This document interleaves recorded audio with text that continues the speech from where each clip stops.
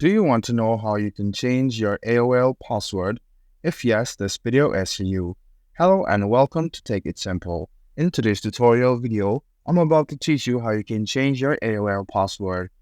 What you need to do is open your Chrome or Edge browser, open your AOL Mail, go to your profile and then press on Account Info. Then click on Security. Scroll a bit down and you can see your password section. You can press on Change Password. Now you can keep a new password. Also, note that if you keep your old password, AOL will not accept it.